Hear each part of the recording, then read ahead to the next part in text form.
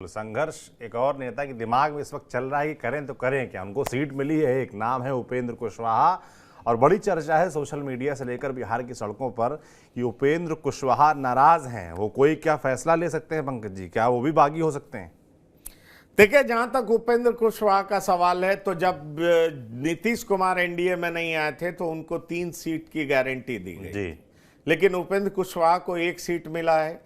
कल जब press conference हो रहा था तो उपेंद्र कुशवाहा प्रेस कॉन्फ्रेंस में भी नहीं थे। तो आप समझ सकते हैं कि प्रेस कॉन्फ्रेंस में नहीं होने का मतलब साफ है कि वो नाराज हैं।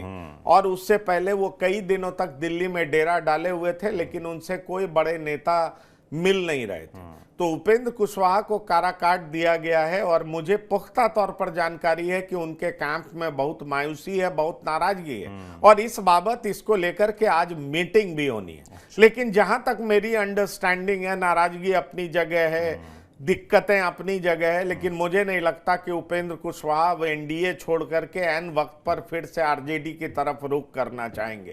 क्योंकि अगर इस तरीके से अदला बदली आला पाला बदलते रहे तो ऐसे ही उपेंद्र कुशवाहा को लेकर के कई बार सवाल उठ चुके हैं कि कितनी बार उन्होंने पाला बदला है, कभी इधर आते हैं कभी उधर जाते हैं। ये सवाल उन पर भी है और उनकी अभी राजनीतिक यात्रा लंबी होनी है। बिहार में उनको लंबे दिनों तक बिहार की जनता का सेवा करना है, वहां राजनीति करनी है। मुझे नहीं लगता कि उपेंद्र कुशवाहा इस पचड़े में पड़ना चाहेंगे।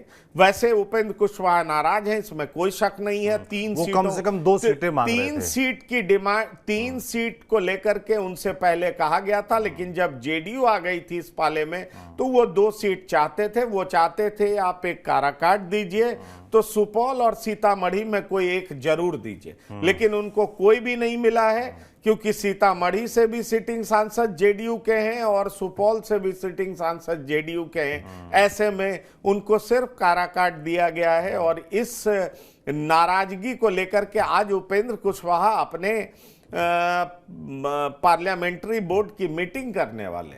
ये मुझे पुख्ता तौर पर और ज्यादा उम्मीद है कि उस मीटिंग के बाद वो शांत होकर निकलेंगे और उसके फैसला लिया है कि हम एनडीए के साथ ही रहेंगे।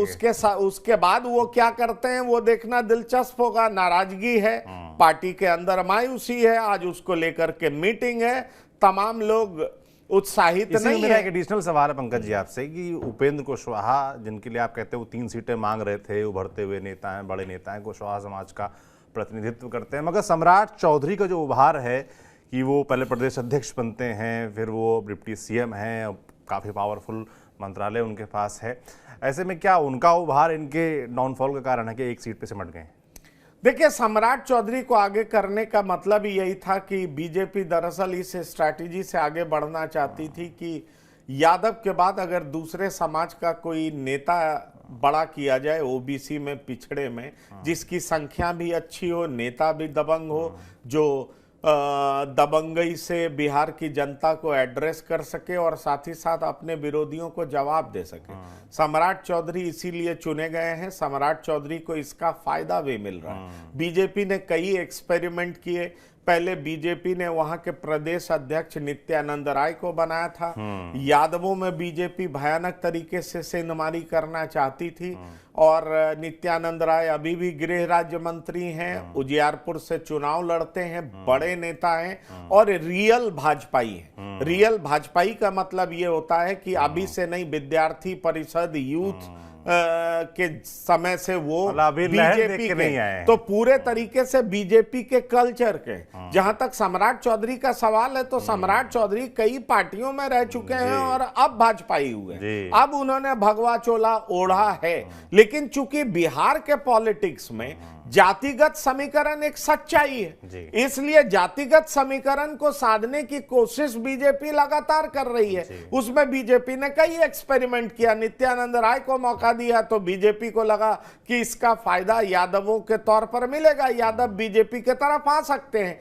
लोकसभा चुनाव में कई सीटों पर यादवों ने बीजेपी को वोट भी दिया है, इससे कोई डिनाई नहीं कर सकता। लेकिन विधानसभा चुनाव में स्थिति उलट हो जाती है। वैसे कई प्रयास किए जा रहे हैं कि यादवों को भी साधा जाए, और इसी कवायद में मोहन सिंह यादव को जब मध्य प्रदेश में मुख्यमंत्री बनाया गया तो एक मैसेज गया कि बीजेपी में कोई भी मुख्यमंत्री हो सकता है, जबकि लालू और मुलायम परिवार में उसी परिवार के सदस्य मुख्यमंत्री हो सकते हैं। बीजेपी इसको जोर जोर से कह रही है, भुना रही है, लेकिन वर्तमान समय में अगर बिहार की राजनीति की बात करें तो सम्राट चौधरी को प्रदेश अध्यक्ष बनाने का मतलब है कि दूसरे नंबर की आबादी वाली जाति जो कि कुशवाहा है, कुशवाहा को साधने का पूरा प्रयास किया गया।